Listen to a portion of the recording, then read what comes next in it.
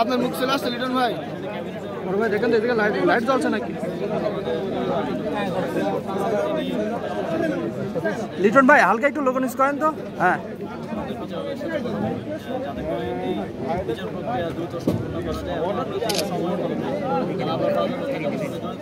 হ্যাঁ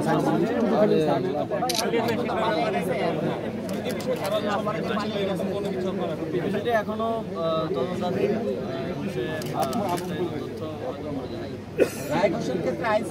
করেন তদন্ত এবং অন্যান্য কাজ তাদেরকে তাদের আন্তরিকতা বা তাদেরকে বিলম্ব হচ্ছে এরকম আইন মন্ত্রণালয়ে যথাযথ যারা কর্তৃপক্ষ আছেন তার সাথে কথা বলবেন এবং কুষ্টিয়াতে স্পেশালি খেলাধুলার জন্য মানে বিশেষ কোনো প্রোগ্রাম বা অনুষ্ঠান আয়োজন করার পরিকল্পনা আছে কিনা? আমাদের এখানে বিশেষ করে বড় ধরনের কোনো খেলাধুলা হয় না, সেক্ষেত্রে কোনো ব্যবস্থা করা যায়? মাত্র গত মাসে আমাদের তারুণ্য উৎসব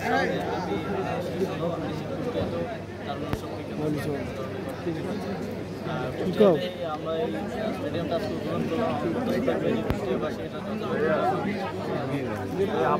ভাই লোক ঢুকাতেন সবাই খেলাধুলাকে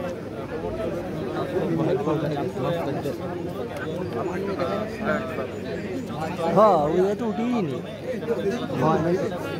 জাতীয় পর্যায়ে পলিটিক্যালি সর্বশেষ পলিটিক্যালি এবং প্রশাসনিকভাবে সারা দেশে একটা অস্থিরতা বিরাজ করছে, কিছুটা স্বাভাবিক নিচ্ছেন এই সাধারণ মানুষের জনজীবনে। উঁচু করেন ভাই, উঁচু করেন ভাই, উঁচু করেন।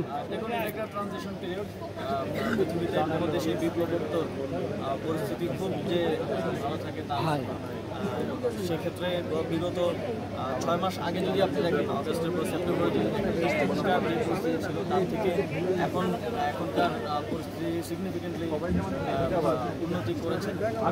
তখন তো সিচুয়েশন এরকম ছিল যে রাস্তায় আলাদা কর্মসূচি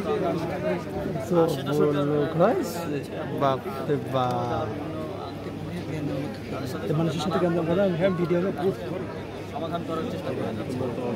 এছাড়াও সার্বিক যে আইন শৃঙ্খলা পরিস্থিতি আপনারা জানেন যে সময়ে গণঅভ্যুত্থানে কীভাবে আইন শৃঙ্খলা বাহিনীকে জনগণের জেলে দেওয়া হয়েছিল, যে কারণে তাদের যে মোরাল নৈতিক অবস্থান সেটার কারণে তারা সঠিকভাবে আমরা আইন শৃঙ্খলা বাহিনীকে আরও জনবান্ধব নতুন করে ট্রেন করা এবং নতুন